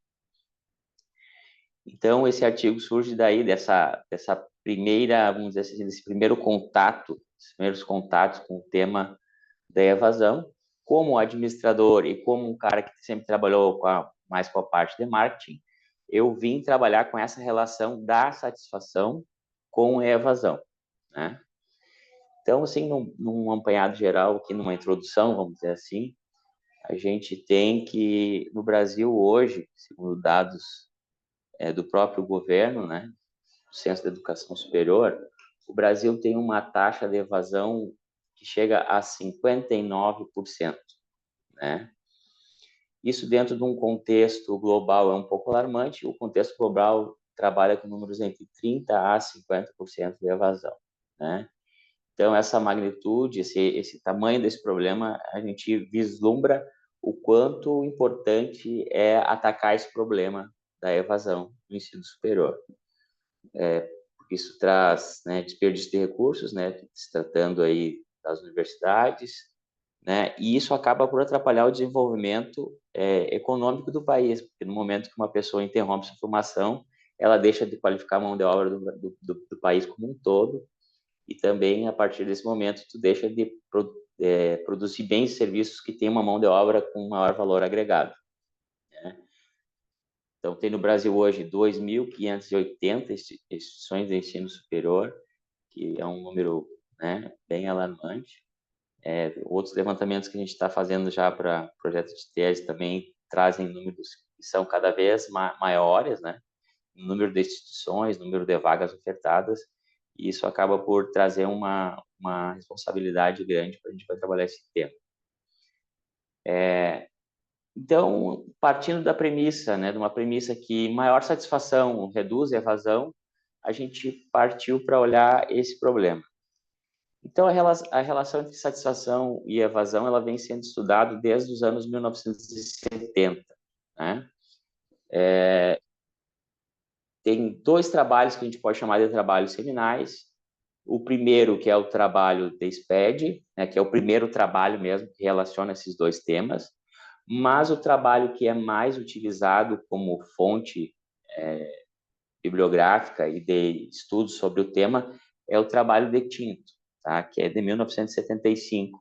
Então, esse estudo, basicamente, ele veio baseando todos os estudos até hoje. Claro que agregando mais variáveis, fazendo adaptações, fazendo mudanças, mas esse é o estudo seminal mais utilizado. Se a gente pegar ali todos os artigos que falam de evasão e em relação à satisfação, todos vão ter lá Tinto lá nas suas referências bibliográficas. né? Então, esses estudos, né, eles vêm relacionando essa interação entre a satisfação, né, e a evasão com atividades extracurriculares, sistema de apoio entre os pares, o acesso a recursos acadêmicos e digitais, por exemplo, já falando aí um pouquinho também de EAD, né? A complexidade e a evolução histórica reflete a complexidade crescente da evasão, ou seja, né, cada vez mais esses estudos vieram ganhando novos olhares, novas dimensões, né? Então, isso acaba por aumentar a visão sobre a evasão. Então, a gente tem ali, em 1975, Tinto, né, preocupado com a integração acadêmica e social, e hoje já abordagens mais contemporâneas multidimensionais, né, trazendo, né, a dimensão da satisfação estudantil, principalmente vinculada à qualidade pedagógica, a suporte acadêmico e à infraestrutura. Então, como pergunta norteadora do estudo, né, a gente trouxe como a literatura que relaciona satisfação e evasão evoluiu em relação aos estudantes universitários.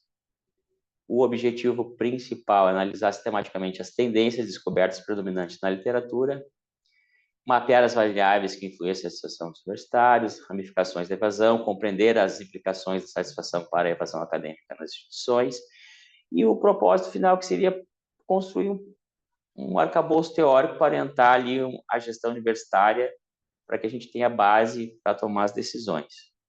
Como fundamentação teórica, a gente traz um tema sobre a evasão universitária e outro sobre a satisfação dos universitários, tá? A evasão universitária, né, está muito relacionada a fatores acadêmicos, socioeconômicos, institucionais e psicológicos, né? Principalmente, todos os estudos, como, vamos por assim, bebem da vertente do Tinto, todos eles trazem a questão do desempenho acadêmico e da interação social como principais motes da evasão. E no contexto brasileiro, a gente tem uma particularidade, né? Como houve uma expansão universitária muito grande nos últimos 20 anos, dá para dizer assim, a gente tem uma nova proporção de vagas sendo ofertadas, né? E isso faz com que o poder da escolha, vamos dizer assim, daquele estudante que está procurando a universidade hoje seja maior. Então, acontece também o que a gente chama muitas trocas de curso. O pessoal está fazendo um curso, vai para outro. Isso acaba também deixando ali um prejuízo na questão da evasão universitária. Quanto à satisfação, né, os principais pontos-chave é a qualidade do ensino, a eficácia dos serviços, a adequação da estrutura, o sistema de apoio acadêmico e social e uma, né, oportunidade de desenvolvimento profissional, vamos assim dizer, né? Um ambiente competitivo entre as universidades vem se intensificando, então olhar para a satisfação dos seus alunos como algo a ser mensurado acaba sendo uma obrigação das instituições. Para fazer esse levantamento bibliográfico, então, a gente usou o processo conhecido aqui como PRONOC, né, que é uma revisão estruturada, é um método para revisão estruturada sistemática da literatura com rigor científico. As bases de dados que eu utilizei foi Scopus e Web of Science, né? Vou botar aqui a figura que fica melhor, né? E aqui está, vamos dizer assim, o passo a passo que foi feito no PRONOC, né? A gente fez o levantamento nas duas bases de dados, a gente pegou um banco de dados de artigos brutos, depois reduziu os duplicados, depois fez uma leitura dos títulos, né? Como a gente não quis botar nenhum filtro lá de área, a leitura dos títulos acabou sendo bem dando uma diminuição bem grande no número de artigos, né? Por entrar muitos artigos na área da saúde, relacionando satisfação de tratamentos de saúde, então esses artigos foram caindo. E depois a gente fez um corte pela relevância dos estudos. A gente identificou ali que, planilhando esses dados, havia um gap no número de citações dos artigos. Então, a gente utilizou ali como critérios 37 artigos que tinham 37 citações para cima, né? resultou num número de 37 artigos por correspondência. 17 foram na repescagem, que a gente fez com os artigos que eram do ano de 22, 23, 24, se eu não estou enganado, salvo eu me engano. A gente relacionou esses artigos para ver quais se alinhavam com o tema, quais já tinham os autores que estavam já no portfólio principal, fez a leitura dos resumos, e aí a gente terminou com o portfólio final de 33 artigos que foram analisados para fazer esse estudo. Desses 33 artigos, 60%, então, foram publicados do ano de 2018 até o ano de 2024, né, que representa aí um crescimento na preocupação com esses estudos, né? Pressões institucionais, que, né, reflete pressões, aquela questão da eficácia institucional no ensino, e um amadurecimento do campo, né? Então, 20 dos 33 estudos estavam nesse período de tempo. A gente fez uma pequena análise dos países, né, onde esses estudos ocorreram. A maioria dos estudos, 7 ocorreram nos Estados Unidos, né? O que não é uma surpresa, até porque todos os artigos seminais são dos Estados Unidos, né? A gente percebe também que do portfólio de artigos que foi apresentado, os americanos são os mais antigos, né? Então, há tempos eles já vêm preocupados com isso. Depois vem a Espanha, né?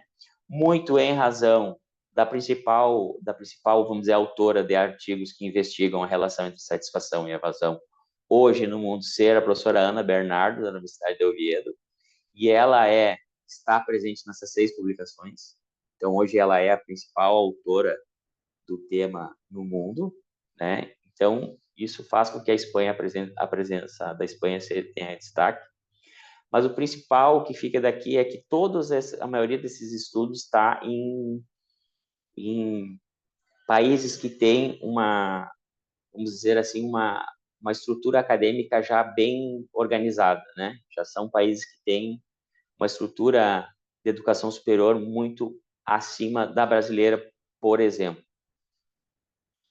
Aí aqui a gente fez, sem a ajuda das IAs ainda, como os Incas e os Maias, eu posso dizer isso, uma pequena, vamos dizer assim, adaptação, uma aglutinação daquilo que eram os objetivos dos 33 estudos. A gente pegou, traduziu os objetivos, colocou tudo numa planilha de Excel e foi tentando fazer um alinhamento entre os objetivos apresentados nos estudos.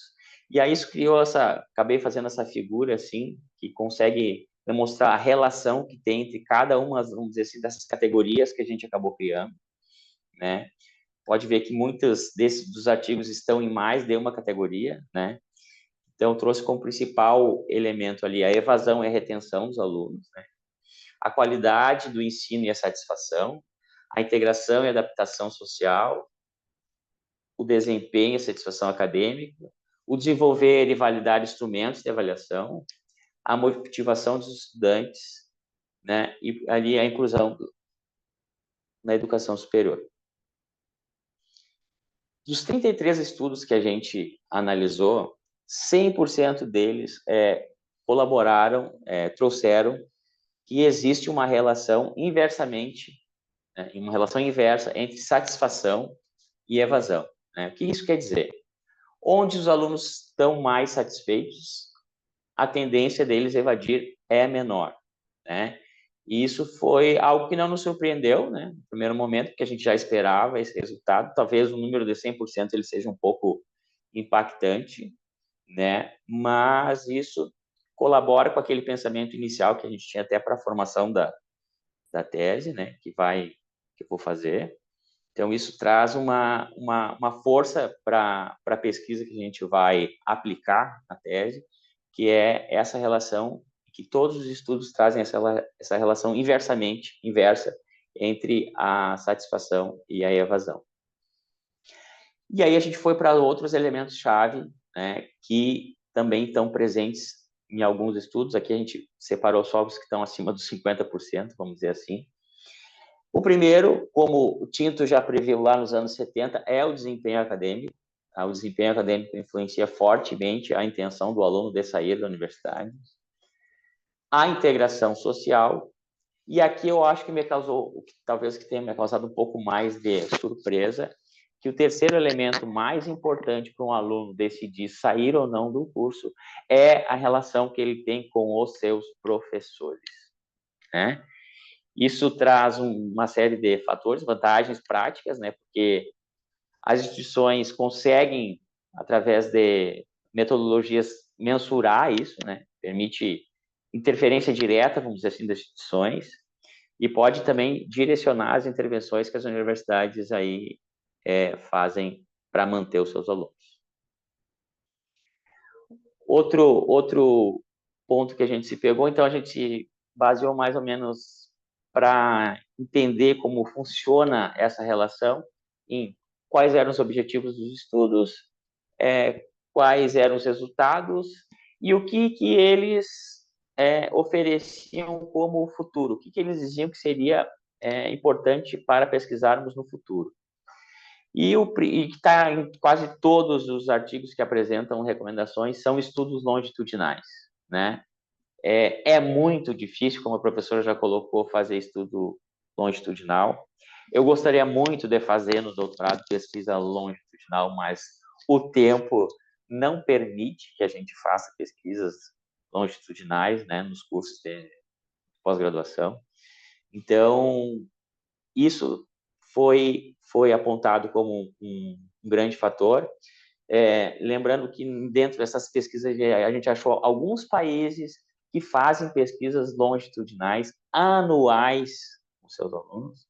Eu posso citar aqui o exemplo da Austrália, que tem a pesquisa que eles fazem com dados abertos, está tudo aberto na internet, qualquer pesquisador pode entrar lá e acessar os dados australianos, por exemplo, isso é fantástico, né?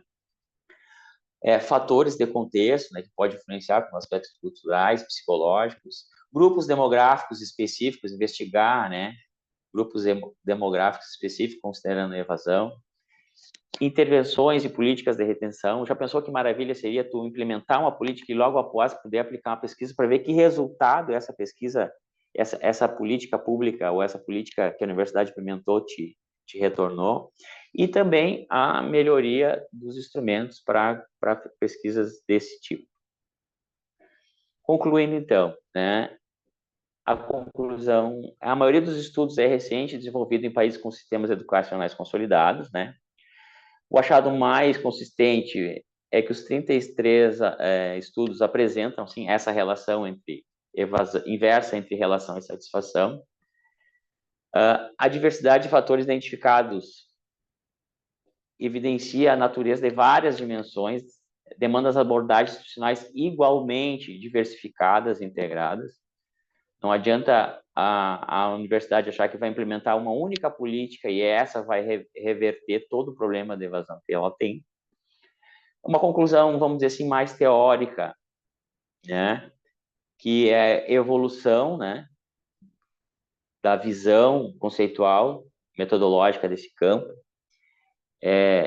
a categorização temática dos estudos, principalmente determinantes, contribuem para uma compreensão das nuances e variados aspectos que tem essa relação entre satisfação e evasão, e uma conclusão prática, né, que é focada, então, na experiência estudantil como mecanismo preventivo do abandono, desempenho acadêmico como determinante crítico, sugere a importância desses sistemas de monitoramento da intervenção precoce, a relevância, né, do relacionamento com os professores, como a gente já falou aqui, sugere programas de desenvolvimento docente que transcendam a técnica, abrangendo também as relações pedagógicas.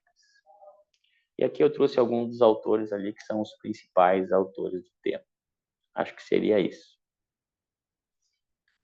Obrigada, Dani, pela apresentação. Muito bom, né, gente? Bom, são muitas reflexões aqui nesse estudo também de satisfação e evasão que o Dani apresentou. Eu acho que uma das contribuições para o problema, Dani, quando traz aí a questão da evasão universitária, que está, né, inversamente correlacionada à satisfação, Eu acho que essa dimensão satisfação mereceria um desdobramento teórico, né? Um pouco mais refinado, né? Por exemplo, o que que eu sinto falta na teoria da satisfação? A gente tem satisfação do cliente, né? Falando em administração, né? Satisfação com o eixo estrutura e infraestrutura, né? Satisfação, você pode até criar essas categorias, né? Mas eu acho que um achado que você tem lá da relação com professores, tem uma literatura acadêmica que fala de satisfação no relacionamento. Eu acho que isso deveria estar no seu referencial teórico, até para você ter apontamentos lá na frente, né? Que realmente, para mim, é a cereja do bolo aí do seu estudo, né? Quando você fala, nossa, surpreendentemente, realmente vem a relação com professores, é isso, né? É o momento que a gente abre o olho ali no estudo e fala, olha. Mais uma vez, ó, nosso fio condutor aqui de todos os trabalhos é falar sobre a qualidade na formação docente. Essa qualidade também ela desdobra no fator relacionamento, né? Porque no método tradicional de ensino, vamos refletir. O professor ele é a autoridade na sala de aula, não tem diálogo com o participante, com o estudante, né? Pressupõe que quem detém o conhecimento é o professor, o estudante tem que receber, ele transmite e ele passa esse conhecimento, e isso é uma educação passiva, não é crítico, né? É extremamente passiva. E aí, é possível ter alguma satisfação nesse relacionamento? Pensando, né, numa pessoa que quer aprender, se não tem campo de abertura para isso? E a gente sabe, a gente viu nos estudos aí que ainda a educação superior o que prevalece é a metodologia tradicional de ensino. Ainda nós temos, né, a lacuna sobre as metodologias ativas. Em contrapartida, na metodologia ativa, o professor ele é um participante do processo, né? Tanto que ele pode ir lá e participar junto com o estudante, e até se houver alguma dificuldade, né, em sala de aula, ele pode abaixar ali do lado do estudante e ele participar, né, da construção, digamos assim, dessa aprendizagem. E aí sim a gente começa a entender o fator relacionamento, né? Porque ninguém vai conseguir desenvolver essa relação se não tiver um fator de confiança, né? Se não tiver escuta, se não tiver diálogo no processo de aprendizagem, se não tiver verdadeiramente a dificuldade do estudante sendo apresentada para o professor sem ele ser retalhado, né? Ou se não tiver, né? Por exemplo, no eixo desse relacionamento. Um estudante insatisfeito que vai lá numa CPA e detona, né, o professor, que isso também traz impactos na relação confiança. Então, vejam, eu acho que o seu estudo, Dani, ele merece esse olhar mais multidimensional da dimensão satisfação, né? Porque eu acho que é a partir daí que ele vai também trazer uma análise dos seus achados sobre evasão. A evasão também, né? Ela tem características. Uma pessoa se desliga, desiste de um estudo por diversos fatores, né? Por fatores internos relacionais da universidade, pelo seu fator intrapessoal, né? O meu desempenho baixo, eu não me sinto motivado, engajado para continuar, vou desistir perante a dificuldade, né? Não me relaciono bem com o meu professor, o professor não ensina bem, né? O professor não é bom, não é isso que o estudante geralmente é. Então vou trocar de faculdade, né? Ou até pela questão do fator engajamento, né? Que também é um fator super difícil de ser mensurado. Porque o que engaja um estudante numa educação personalizada, né? Para outro pode não funcionar. Então, o professor também fica num papel extremamente vulnerável. Então, eu acho que a evasão também, Dani, merece uma discussão teórica ou um conceito operacional no seu estudo, né? Que você vai falar sobre variáveis internas, né? Então, as motivações do desligamento interno. Você, por exemplo, não vai considerar essa evasão um estudante que está pedindo para sair do curso porque o pai e a mãe morreu e ele não tem condições de continuar. né? Isso daí é uma outra motivação da saída, você concorda? Então, eu acho que você poderia também refinar a sua revisão sistemática da literatura nesse desdobramento da evasão e admitir um conceito operacional, sabe? Ó, a evasão nesse estudo vai ser nesse contexto e a satisfação nesse estudo será também dentro desse contexto. Eu acho que cabe isso na sua revisão também. Eu acho que para fechar, né, a grande contribuição disso tudo, né, acho que estudar esses grandes achados aí da sua revisão sistemática vai contribuir para gestores universitários, né? Vai contribuir para que as instituições possam fazer intervenções mais efetivas sobre esse problema, essa dor da evasão, né? Porque a evasão, né, gera custos financeiros, né? Então gera problema de sustentabilidade desse negócio, né? Dessa universidade. Traz problemas sociais, não é isso? Também quando um estudante ele entra e não consegue, né? Dar continuidade na sua formação e não consegue melhorar o seu nível de empregabilidade, então o impacto social também é enorme. E eu acho que a partir do momento que você refina essas coisas e consegue discutir mais criticamente, o seu estudo ele vai ter também caminhos, né, para que você consiga discutir melhor esses elementos tão críticos, né, de desempenho acadêmico, de integração social. Imagina, uma pessoa vai para uma universidade, ela não tem integração social. Isso é possível, né? Sim, é possível, está aqui no estudo, né? Nossa, um estudante vai para a sala de aula e ele não tem relação positiva com o seu professor. Isso é positivo? Sim, é positivo, né? E isso tanto é possível que é um fator determinante da evasão. E será que as universidades estão olhando para isso com critério, né? Com seriedade? Então, também gostei muito do seu estudo, né? Muito mesmo a parte da metodologia, o instrumento ali, quando você apresenta o fluxograma da formação de portfólio, sabe? Eu achei aquilo incrível, assim, muito bem feito.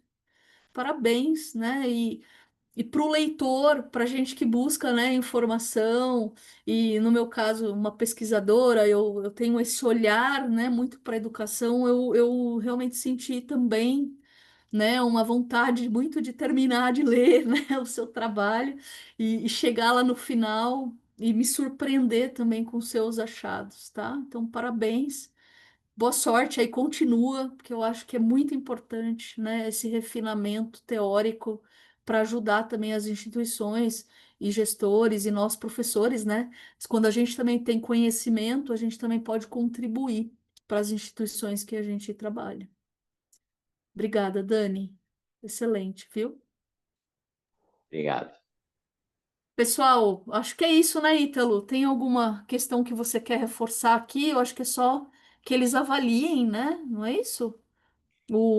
Pelo link aqui que o Ítalo deixou no chat para vocês, avalie a nossa sessão. E, Pessoal, beleza. muito obrigada, né? Queria também Pela. rapidinho Oh, claro, parabenizar, pode né? falar. Queria agradecer à professora, parabenizar pela mediação, foi maravilhoso. Acredito que lembro até que alguém comentou aqui que teve que sair, mas enfatizou as excelentes reflexões. Todo Ah, que obrigado pela bom. leitura, dá para a gente sentir que teve todo um zelo em contribuir. Parabéns também aos autores pelas apresentações, os que estão no caminho do doutorado, um caminho que ele é árduo, mas que a recompensa vem, né? Então, logo, logo vocês Vem. estarão gozando do título e dos benefícios também. E muito sucesso na condução das pesquisas, que são aí o início para a elaboração da tese, né? As revisões sistemáticas eu também fiz para a minha e assim ajudou muito, realmente é muito bom e deu para perceber que vocês trouxeram aí várias reflexões, agendas de pesquisa, que acredito que vai dar para, a partir dessas agendas, vocês conduzirem o trabalho de vocês. Então, muito bom. Então, o trabalho também da professora Roberta, que ela trouxe lá análise de correspondência. Eu adoro essa técnica, eu uso bastante nos trabalhos, então muito bom também a forma como você trouxe. E a partir dessa revisão, desse mapeamento, as reflexões, como a professora falou, o que é que a gente pode fazer agora? Tem muito pano na manga agora para explorar essas Sim. associações que foram feitas, né? Trabalho dos meninos também, que fizeram revisão, com todo o cuidado, seguiram o protocolo Prisma, né? Seguiram todo o rigor metodológico que é importante, e não apenas descreveram, mas trouxeram realmente as reflexões, que às vezes a Tem gente... insights, né, muito Isso, importantes aí muito para toda a nossa importante. comunidade acadêmica. Então, assim, só tenho realmente a parabenizar e agradecer a vocês pelo conhecimento que hoje foi repassado, né, por essa troca. Acredito que a gente saiu aqui com o coração aquecido e com várias reflexões também, pela questão do tempo, né, que é o nosso limitador. Poderia falar É, de mais coisas, é, desde a questão das metodologias ativas no ensino, que eu uso bastante a gamificação também, PBL. Então, assim, corroborou também aquilo que a gente tem feito na nossa prática. A gente está aqui para crescer, para aprender, então foi uma noite muito rica. Muito obrigado pela oportunidade. Parabéns. obrigada, gente. Obrigada, Ítalo. Lindo, viu? Muito lindo seu relato aí. E muito gostoso, né, gente? Então, assim, ó, com os corações aquecidos, a gente se despede, né? Eu vou aqui correr, sair para a sala de aula também. Gente, muito obrigada, viu, pela incrível troca de conhecimento. Vocês são aí pesquisadores primorosos e continuem seus estudos, né? Porque é isso que a gente precisa aqui no nosso país e no mundo. Obrigada, gente. Uma excelente noite para Obrigado. vocês. Foi um Obrigado. prazer Tchau, Obrigado, tê-los. pessoal. pessoal. Bom Prazer, evento, até mais. aproveite. Tchau.